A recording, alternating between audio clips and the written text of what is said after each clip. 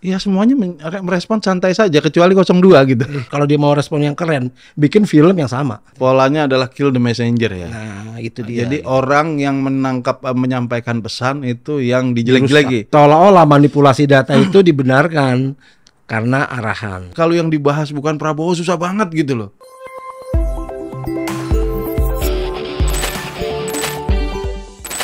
Bro, Wait, udah nonton film yang lagi rame tuh?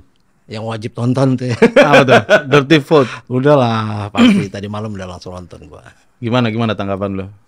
Ya sebenarnya sih nggak ada yang luar biasa ya, karena itu kan rekam peristiwa sebenarnya kan, rekam peristiwa yang sebenarnya semua orang udah tahu, udah lihat.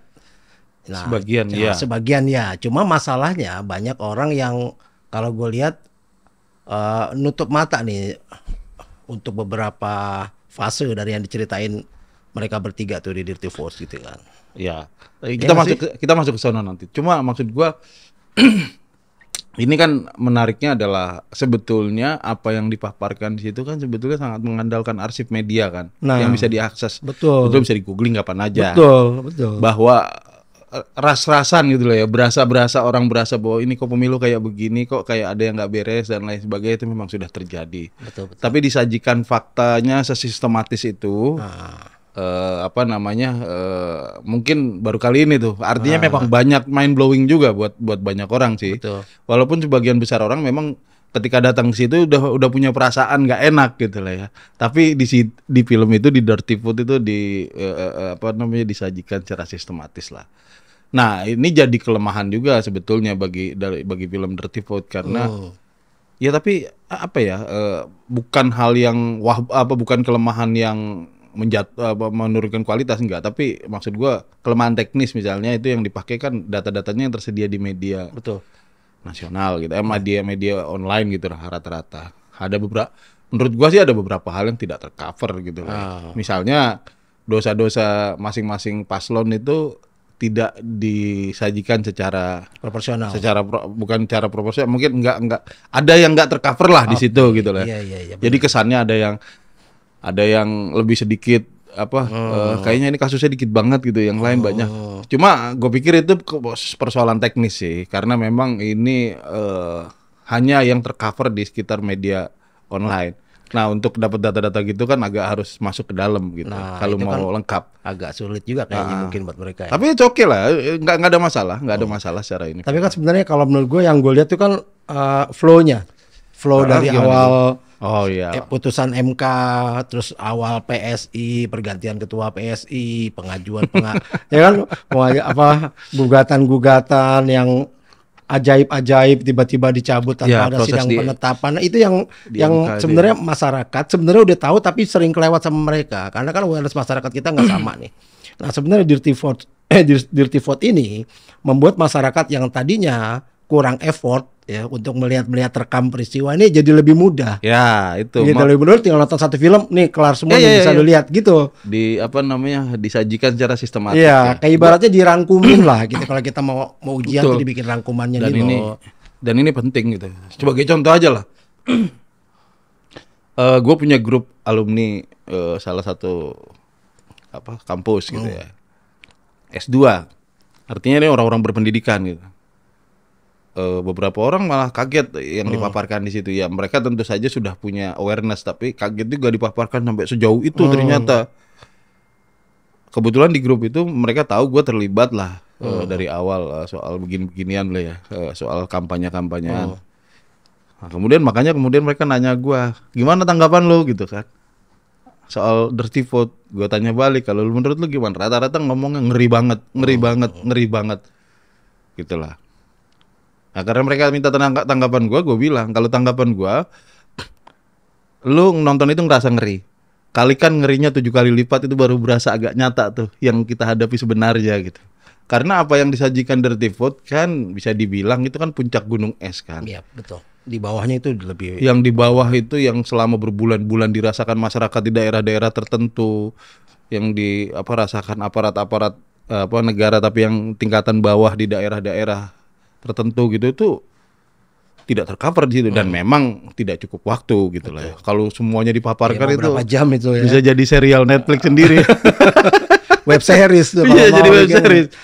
Tapi ya itu mereka gini lah ya, ketika dibilang itu ngeri banget film itu.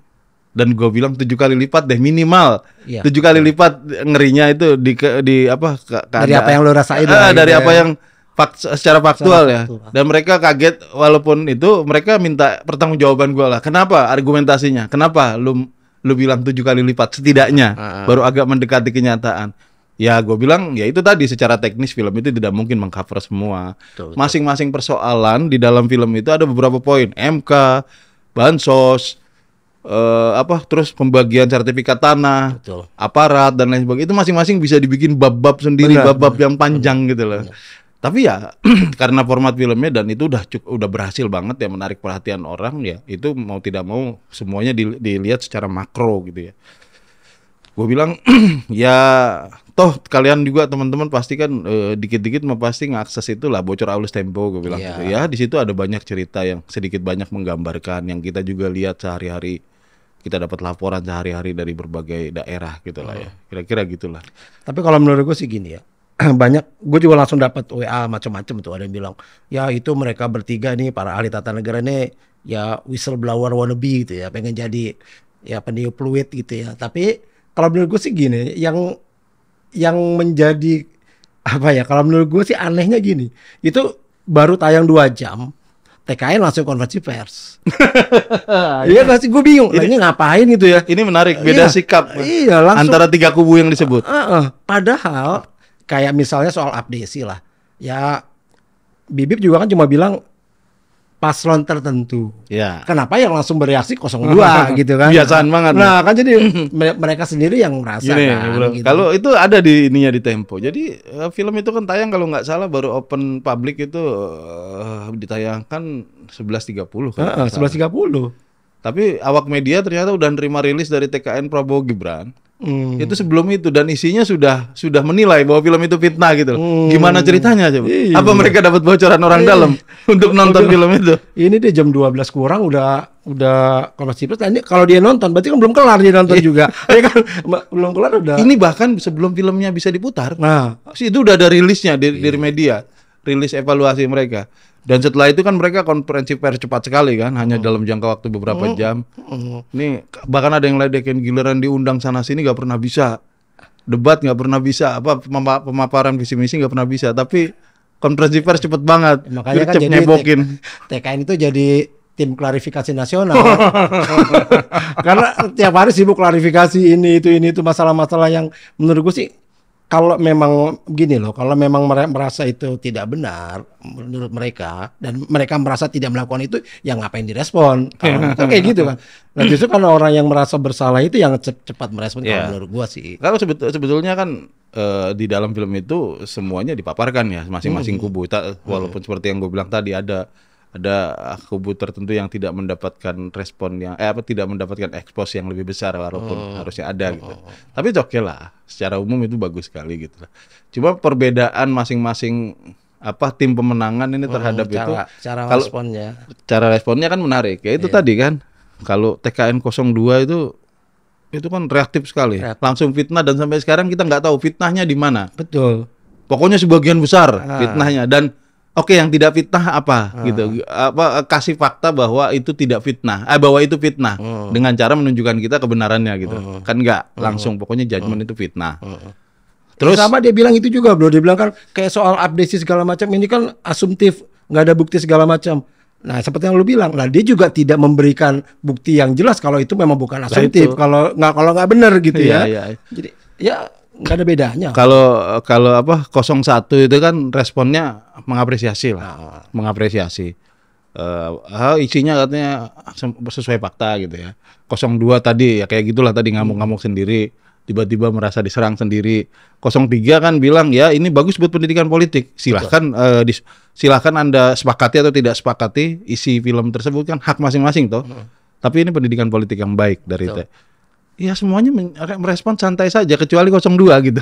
Sebenarnya gini, kalau dia mau merespon, kalau dia mau respon yang keren, bikin film yang sama. Nah itu. Kalau memang ini nggak benar film ini, gue bikin versi benernya nih. Ya. Bikin aja. Jangan masyarakat yang menilai mana yang benar, mana yang nggak benar. buktikan kalau memang itu nggak benar. Tapi sesederhana itu sebenarnya. Tapi menariknya Mas, Om Dod, yang kita omongin di belakang ya selama berbulan-bulan, itu ternyata bukan kita doang tuh yang mencatat. Betul. Bahwa proses semua ini yang segala kejanggalan-kejanggalan pemilu itu ternyata memang sudah terjadi selama berbulan-bulan sebelumnya. Artinya apa? Bahwa ini direncanakan. Betul. By design. Gitu. By design, terstruktur, masif, sistematis gitulah. Ya kita dari kemarin-kemarin kan sebetulnya udah ngasih puzzle-puzzlenya kan. Puzzle-puzzlenya lewat konten-konten kita. Kita juga ngomong di belakang, ngobrol-ngobrol, diskusi masing-masing, dan semuanya terbuka hari ini gitu loh. Publik tahu. Iya, terkonfirmasi gitu. Terkonfirmasi ya. Walaupun sebagian kecil baru. Ya, meskipun baru sebagian kecil, tapi paling tidak masyarakat bisa melihat nih loh urutan puzzle-nya jadi begini sebenarnya. Dan mereka bisa melihat gambaran bentuknya nanti. Gimana nanti ke depan, bahaya-bahaya apa yang mungkin mengancam segala macam. Gitu. Gue inget waktu kita ambil contoh lah ya, waktu kasus MK tuh, gugatan MK yang akhirnya meloloskan Gibran. Ada video gue juga yang langsung di cut down tuh, kenapa tuh? Yang pasti gini, seminggu sebelum putusan MK keluar, kita apa ya istilahnya, kita udah mulai ngasih clue ya, udah mulai nyindir, udah mulai ngeritik, langsung kita nyebut bahkan Pak Jokowi gitu lah. Kita mulai kritik dan lain sebagainya. Sampai ketika putusan MK keluar, semua orang kaget. Dan banyak yang terkaget-kaget karena waktu itu settingnya kalau ngeliat di Dirty Food itu kelihatan tuh. Iya. Bahwa itu memang sengaja disetting supaya orang akhirnya dibatalkan semuanya gitu loh. Tanpa tahu bahwa di belakang itu ada satu gugatan lagi yang lolos dari perhatian. Dan itu justru intinya. Iya. Itu justru menu utamanya. Jadi mereka dibikin makan siangnya enak dulu. Iya. Makan siang enak semuanya. Makanya programnya makan siang gratis, Bro. Makanya waktu itu kita ingat ketika makan siang itu dua gugatan itu ditolak. 2 atau 3 gitu gugatan ditolak, ada berseliweran lah di grup-grup apa bahwa dugaan kita salah. Tuduhan kita salah. Gitu. Pak Jokowi itu di saat-saat akhirnya menunjukkan komitmennya kepada demokrasi.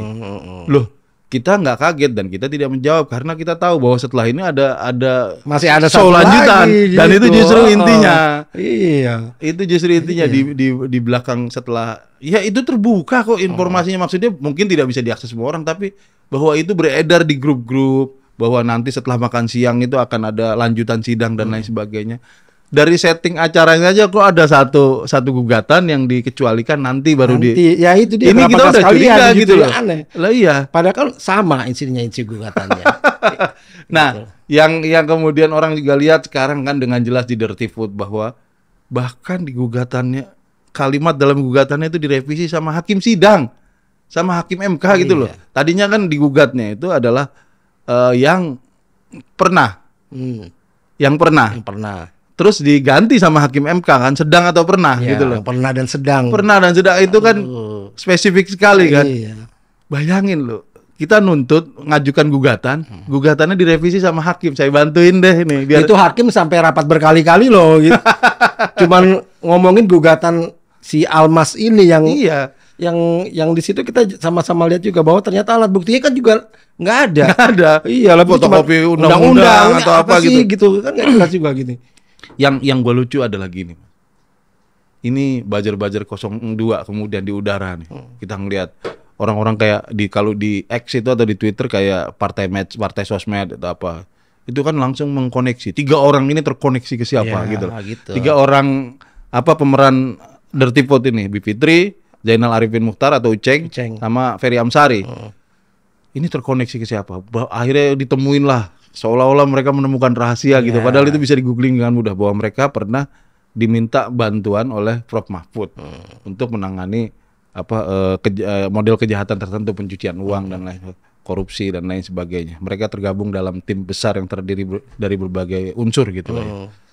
Itu langsung dituduh, pantesan 03 nih. Pernah ini timnya Prof Mahfud karena mereka pernah kerja bareng. Kata gua logika gitu nanggung.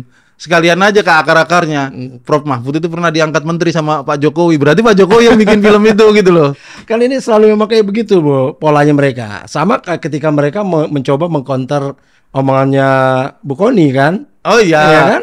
Waktu konvers soal ini sebelumnya kan konvers soal Bukoni. Iya, Bukoni dulu malah kan tuh yang di kebakaran sekali itu. Kebakaran sekali. Menurut gue sih gini loh, Bukoni bilang dia ketemu Pak Rosan, lalu Pak Rosan yang bilang kalau Prabowo cuma 2 tahun lalu dilanjutkan Gibran. Nah, yang dilakukan sama mereka kan selalu kayak gitu polanya, memutarbalikan. Justru malah Bukoni yang katanya pengen masuk 02, pengen jadi Wamenhan, Wamenlu gitu ya. Jadi yang nggak terima. Gitu. Polanya adalah kill the messenger ya. Nah, itu dia. Jadi orang yang menyampaikan pesan itu yang dijelek-jeleki. Bukan ya. pesannya yang dibahas. Betul, benar. Iya itu yang sedang selalu mereka lakukan gitu kan. Jadi kalau menurut gue sih sebenarnya sederhana sih, kalau mereka bilang itu nggak benar, itu pencemaran nama baik, ya udah somasi aja. Iya, selesai. Sebenarnya ngapain mesti laporkan, laporkan somasi, dan akan terbukti lebih jelas justru. Iya. Yang gua lucu kan ini ya. Jokowi secara terbuka mengaku cawe-cawe.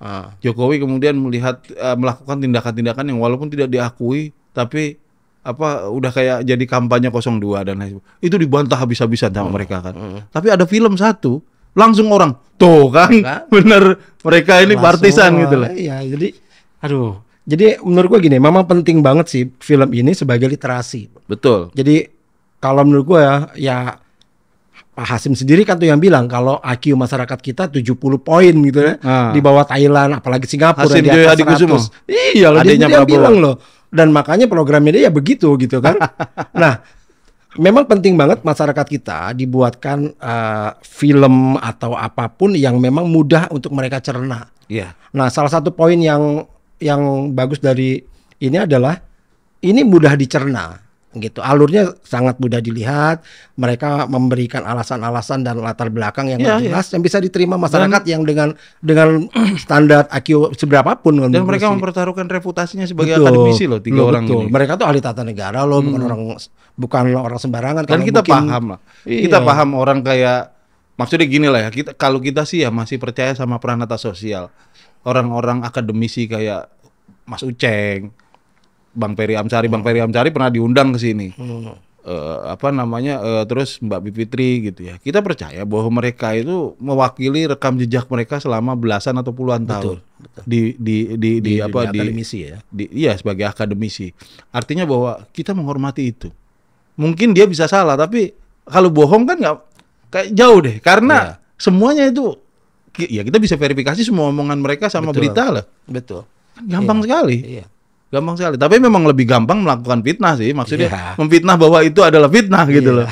Lebih gampang itu karena nggak perlu mikir. Tapi ini catatan gue juga Mas. Pada akhirnya ini kan kita udah sampai di masa tenang ya. Pemilu putaran pertama. Nah, maksud gue kita juga mestinya warga ya sebagai masyarakat gitu juga melakukan review terhadap gaya kampanye ketiga paslon. Betul. Yang jelas kita kasih catatan adalah gaya kampanye dan gaya propagandanya 02 yang selama ini selalu seringkali mendiskreditkan pihak-pihak yang harusnya kita hormati kayak guru besar. Guru besar dibilang partisan lah. Yang ngomong orang-orang partai. Coba. Orang-orang partai nuduh orang lain partisan itu kan udah kayak ngelapin muka pakai kotoran sendiri gitu loh. Iya. Terus betul. Iya, terus orang-orang yang punya rekam jejak akademik penting kayak 3 orang di Dirty Vote itu dibilang anak buahnya Prof Mahfud lah hanya gara-gara mereka pernah kerja bareng. Ya itu piye coba. Nah, itu maksud gua kampanye yang membodoh-bodohi masyarakat. Betul. Nah, soal membodohi masyarakat ini sebenarnya ini sudah diawali sejak gemoy-gemoyan, bro. Ini loh, gue tuh merasa bahwa kok gue terhina banget ya, dianggap masyarakat kita itu kok jadi kayak orang terbelakang gitu ya, yang nggak mementingkan konsep, nggak mementingkan gagasan. Lah di pidato Prabowo terakhir kan, kalian kesini mau lihat saya joget kan? Daripada saya pidato, nih masih ada 5 lembar lagi kita joget aja. Kalian kesini semua, kalian mau lihat saya joget, benar tidak? Pidato saya masih ada 5 halaman lagi. Mau dengar pidato atau mau joget? Astaga, ini kita nyari presiden. Bayangin presiden kita ditepok-tepokin, ore terus joget, bro. Gitu. Jadi kalaupun misalnya dia bukan presiden, orang tua kita lah misalnya yang udah lansia kayak gitu, joget-joget diteprokin orang, perasaan kita aja gimana sih? Iya, Aduh, orang tua gue gini amat sih gitu kan. Kalau udah Pak tidur aja gitu. Betul. Itu aja udah membuat kita miris, apalagi kalau ini menyangkut presiden Iya, gitu. iya. Dan ini yang akhirnya mungkin ya berdasarkan riset mereka juga bahwa ya itu tadi bahwa IQ masyarakat kita 70 ke bawah gitu ya. Jadi menurut mereka ya udah mereka kasih makan gratis, kasih joget, udah mereka nggak perlu mikir. Dikasih kesenangan sesaat udah lalu kenyang dulu, joget-jogetan aja. Gitu. Nah, tapi kan sekarang dengan adanya Dirty Vote ini justru gue seneng banget gitu karena masyarakat ini loh nggak perlu lu searching segala macam dan ini satu film lu bisa dapat semuanya. Setidaknya gambaran besarnya, makronya paling enggak gitu. Pucuk. Kan masyarakat di daerah itu mungkin sulit juga untuk berpikir terlalu rumit. Ya nggak bro, terlalu rumit gitu ya. Karena kemarin gue juga sempat ngobrol-ngobrol tuh sama ya anak-anak teman-teman di daerah pinggir-pinggir gitu. Mereka tuh kadang-kadang cuma berdasarkan ini aja loh. Ini atasan atau instruksi dari atas pilih si A nih. Ikut aja Daripada gitu puyeng gitu. Daripada puyeng udahlah ikut aja lah. Tapi mereka nggak ngerti kenapa harus milih, kenapa harus nggak pilih, apa dasarnya harus memilih dan literasi kayak gitu yang memang harus diperlukan sih. Bro, kalau gue mau nanya nih, kalau lihat Dirty Food sekarang kan udah di kanal aslinya itu Dirty Food itu kanal aslinya Dirty Food itu kan udah mungkin hampir mendekati 5 juta penonton. Iya, udah 4 juta dalam sekian lebih tuh kurang dari 24 jam. Banyak komentar-komentar tuh, aneh nih katanya. Aneh.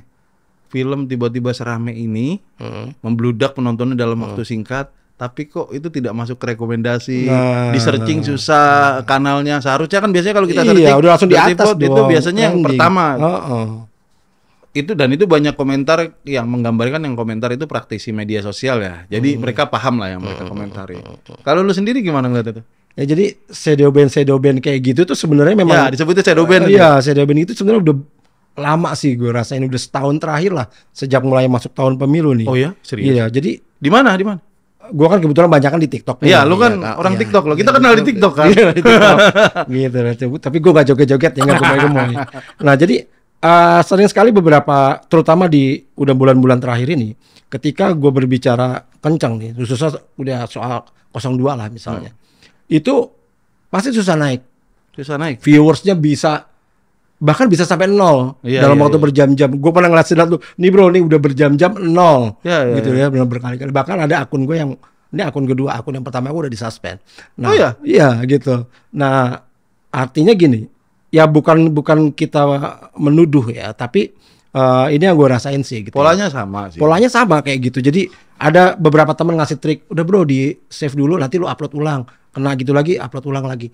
Ya, tapi pada akhirnya gini, kita nggak ngerti standar yang dimaksud dengan pelanggaran komunitas itu apa aja, kita nggak ngerti. Oleh TikTok ya? Iya. Kalau itu nggak ngerti, sebenarnya apa nih komunitas? Ya itu teman-teman yang gue ini juga dengar juga tuh beberapa teman yang main di TikTok juga bantu tim 01 atau 03 itu keluhan-keluhan semacam itu sering muncul. Benar. Susah banget kita mainin di TikTok katanya. Kita udah pakai semua rumus tapi nggak ada yang jalan gitu loh. Ini heran, aneh gitu ya. Kayak ini kayak hal baru yang algoritmanya itu yang kita jadi nggak ngerti sekarang nih gitu. Iya itu gitu. Kayak diacak-acak gitu ya. Nah, itu pun terjadi di YouTube seolah-olah kayak gitu ya, kayak shadow ban gitu ya. Kalau kita di YouTube nyari itu loh, Main TV lah. Pasti nongol pertama kan, Main TV tuh kanalnya. Dan udah diakses orang selama lebih dari setahun gitu kan. Jadi YouTube juga seharusnya udah tahu ini yang kanal yang official nih gitu lah, yang banyak dirujuk orang. Nah, ketika kita Dirty Vote itu ya, dengan penonton lebih dari 5 juta, itu baru udah satu kanal loh. Yang upload banyak banget kan, yang upload dari kanal-kanal lain banyak, dan itu viewernya banyak semua gitu loh. Tapi paling banyak tetap yang di kanal baru itu Dirty Vote. Itu justru susah nyarinya kan, paling bawah. Nah ini kan kayak membenarkan keluhan teman-teman kemarin. Iya, terkonfirmasi bisa kayak semua begini sih. Gitu loh. Kalau yang dibahas bukan Prabowo, susah banget gitu loh naiknya gitu. Aneh, nggak pernah kayak begini gitulah. Nah itu buat gue ya, buat jadi catatan lah buat tim-tim kampanye, apalagi kalau kita percaya ini sampai 2 putaran ya. Buat catatan ya, di putaran kedua hal-hal kayak gini tuh harus jadi catatan kita semuanya. Benar. Gitu. Karena menurut gue gini ya, kita juga harus pikirin alternatif jika ini semakin parah. Oh iya ya. Kita harus pikirin juga. Jadi artinya memang tidak hanya di media sosial, tapi grassroots di lapangan juga benar-benar harus kita telateni gitu. Dan itu yang paling nyambung sama kita, bro. Maksudnya gini lah, ketika kita teriak dulu waktu kita teriak MK, soal kasus MK kan, pembajakan MK, penyelundupan seorang calon lewat MK. Dan itu sekarang aja sejarahnya udah diputar. Katanya PDI Perjuangan yang pertama menggugat MK untuk meloloskan Gibran. Lu gila loh. Belum ada setengah tahun loh. Iya. Belum ada setengah tahun udah mau dimanipulasi sejarahnya. Nah, tapi gini lah. Ketika kita ngomongin pertama membahas kasus MK dengan kacamata yang kritis, di sini juga banyak kita dihajar orang-orang yang pro Jokowi kan. Gila lu menuduh Jokowi macam-macam. Bahkan hari H ketika putusan itu keluar, pas makan siang itu, kita kan dihabisi orang. Tuh kan, lu tuduhan tanpa dasar. Pak Jokowi itu komit sama demokrasi. Sampai setelah selesai makan siang ada putusan, barulah orang nangis berjamaah. Sementara kita udah siap gitu loh ya. Ya memang ini yang terjadi. Gitu loh. Nah, tapi setidaknya ketika kita ngomong sama publik, ketika ngomong sama masyarakat, bahasa-bahasa itu lebih nyambung. Betul. Daripada lu ngomong sama pemerintah, lu ngomong sama KPU, lu ngomong sama Bawaslu. Semuanya itu paling fitnah. Iya. Bawaslu kan ya cuma 2 putusannya. Apa tuh? Ya pelanggaran dan teguran. Pelanggaran tanpa sanksi, tanpa konsekuensi. Betul. Udah itu aja. Betul. Yang ketiga cuma tidak ditemukan unsur pelanggaran. Udah. Makanya kalau di film itu kan ada juga kan ketua KPU sudah 2 kali melakukan pelanggaran berat. Iya. Dan untuk terakhir kali harusnya. Iya, sanksinya cuma jadi 2 kali terakhir. Peringatan keras terakhir. Peringatan jadi keras yang terakhir yang mana? Nggak akan ada terakhir selanjutnya pasti. Bakal keluar lagi terakhir selanjutnya. Nah itu yang tergambar dalam salah satu part. Mungkin part yang paling gue suka ya di Dirty Food. Ini karena ini menggambarkan mirisnya birokrasi kita, menggambarkan bagaimana logika birokrasi kita bekerja. Dalam kasus ketika mereka menyebut-nyebut membahas soal kasus lolosnya Partai Gelora, partainya Fahri Hamzah nih, yang biasanya yang di MS-kan ya. Yang di MS-kan. Di MS-kan. Ada satu bagian rekaman yang bilang, kita nggak tahu itu siapa ya, tapi yang pasti petugas ya, si ibu berwenang, itulah ya. Nggak, bukan yang kedua-duanya. Yang kedua. Jadi dibilang ada instruksi untuk agar datanya ini disesuaikan supaya Gelora ini lolos kan. Ya. Oh berarti dimanipulasi Pak datanya, gitu kan? Kata yang menerima instruksi. Betul. Dia bilang sesuai arahan. Bukan dimanipulasi, sesuai arahan. Loh iya artinya itu dimanipulasi, datanya kan diubah Pak. Berarti sesuai dimanipulasi dong dengan begitu. Berarti ini mau manipulasi data dan ketua. Kita lakukan manipulasi data jika ketua ini melaksanakan arahan. Arahan Mar kan memanipulasi data. Bahasanya jangan begitu dong. Kita menjalankan arahan, bukan memanipulasi. Ini bagaimana logika negara kita bekerja. Ini kan logikanya Orde Baru banget. Masalah itu bukan diselesaikan, tapi dikasih pengganti istilah. Ya. Jadi dianggap selesai. Kalau ada orang tiba-tiba ditangkap pihak berwajib, ada orang tiba-tiba ditangkap aparat tanpa bukti, yang disebut apa kemudian? Diamankan gitu loh. Kalau ada harga naik, penyesuaian gitu lah. Nanti juga turun lagi entah kapan gitu. Iya. Ya kan kayak gitu terus gitu polanya gitu ya. Kan lagi akhir tahun nanti turun lagi. Padahal sampai sekarang pun masih masih pusing tuh. Telur naik sini naik, nah gimana? Sekarang manipulasi di eufemisme namanya ya kan. Manipulasi kemudian dihaluskan menjadi ikuti arahan. Lu bayangin, manipulasi data diganti istilahnya dengan mengikuti arahan. Ini kan logika kita kan seolah-olah manipulasi data itu dibenarkan karena arahan. Dan ini yang menariknya kan gua nonton bagian ini ketawa jujur, walaupun hati gua itu sakit gitu ya. Kok kita segampang ini negara kita itu pengelolaannya untuk. Kalau menurut gue itu jahat banget sih bro. Oh iya dong. Jahatnya adalah gini, ini justru merusak karakter dan intelektualitas masyarakat kita. Oh iya dong. Iya dong. Yang masyarakat kita jadi lu mengajarkan hal yang salah dibungkus dengan kepentingan dengan kata-kata yang seolah-olah itu benar. Iya, itu padahal basicnya adalah kan kepentingan pribadi. Dari Orde Baru kita diajarin begitu. Nah, ini kan polanya jadi seolah-olah memang makin jelas bahwa kita mendekati Orde Baru versi baru. Nah itu. di reformasi kita sedang berusaha, ketika masuk reformasi kita berusaha menyingkirkan budaya-budaya semacam itu, menyembunyikan persoalan dengan cara ngasih istilah baru atau ngasih istilah lain. Misalnya ada persoalan lagi diskusi, bukan persoalan, ini lagi diskusi, gitu-gitu loh. Menyembunyikan persoalan. Nah, ini sekarang ini manipulasi data, bukan, ini menjalankan arahan gitu loh. Ini. Dan yang menariknya kan apa yang terjadi itu berkali-kali bawahannya ini orang yang menerima arahan ini mengulang-ulang. Tapi kan datanya berubah, namanya manipulasi data Pak. Jangan begitulah bahasanya katanya. Pakai ini menjalankan arahan. Baru terakhir ketika dia pakai, nah ini kan kelihatan logikanya lagi. Dia pakai manipulasi data, kemudian dia coba pakai mengubah. Berarti kan datanya diubah. Ya oke lah diubah, bukan manipulasi katanya. Diubah ini sesuai perintah gitu. Ini, aduh, bayangkan kalau ini nanti skalanya membesar, bro. Iya, gitu bukan cuma udah terjadi Mas. Iya. Bahwa kita tidak, ginilah, kita punya bisa melihat bahwa kecenderungan rejim ini tidak mempercayai ilmu pengetahuan.